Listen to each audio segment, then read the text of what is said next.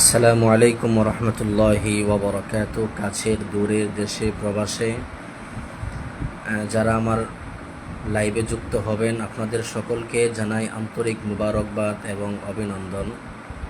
আলহামদুলিল্লাহ সুম্মা আলহামদুলিল্লাহ, আল্লাহ তাআলার কাছে শুকরিয়া জ্ঞাপন করছি যে আল্লাহ তাআলা আমাকে মানুষের উপকারের নিয়োজিত রেখেছেন এবং আমার মাধ্যমে দেশের বিভিন্ন স্থানের মানুষের উপকার এবং রোগ থেকে মুক্তির ওসিলা আমাকে আল্লাহ বানাইতেছেন।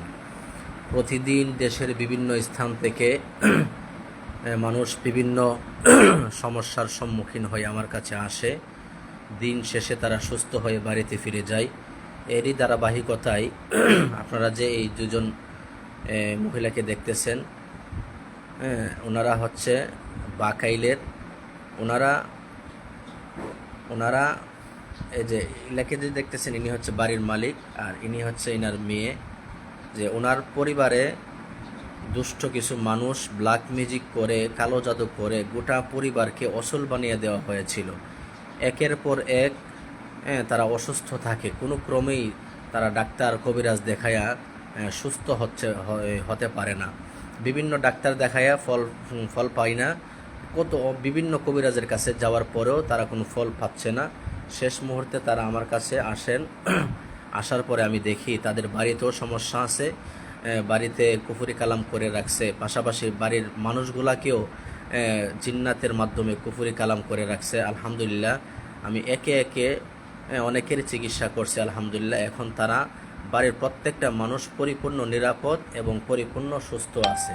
আলহামদুলিল্লাহ, আমি বাড়িটা পর্যন্ত বন্ধ করে দিয়ে আসছি, এখন বাড়িটাও নিরাপদ এবং বাড়ির মানুষগুলোও নিরাপদ। ইনার যে মেয়েরা ছিল, মেয়েদের চিকিৎসাও করছে। আলহামদুলিল্লাহ, আমার উসিলায় মেয়েরাও এখন পরিপূর্ণ সুস্থতায় আছেন এবং পরিপূর্ণ শেফার ভিতরে আছে। তাদের ব্ল্যাক ম্যাজিক করার কারণে তাদের মেয়েদের বড় বড় সমস্যা হচ্ছিল। এক পর্যায়ে এটা বলা সম্ভব নয়, বিশাল বড় বড় জটিল এবং কঠিন গোপন সমস্যা হয়েছে। আলহামদুলিল্লাহ, আমার মাধ্যমে আল্লাহ তাআলা শেফা দান করছে।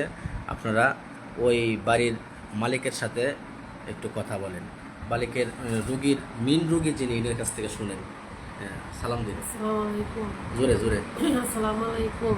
আমাদের বাড়িতে যে যে সমস্যা আছে, অনেকগুলো সমস্যা, অনেক জায়গায় গেছি, কোনো কাজ হতো না। হুজুরের কাছে আলহামদুলিল্লাহ আমার মায়া বা আমার বাড়ির বা সবাই সুস্থ আলহামদুলিল্লাহ।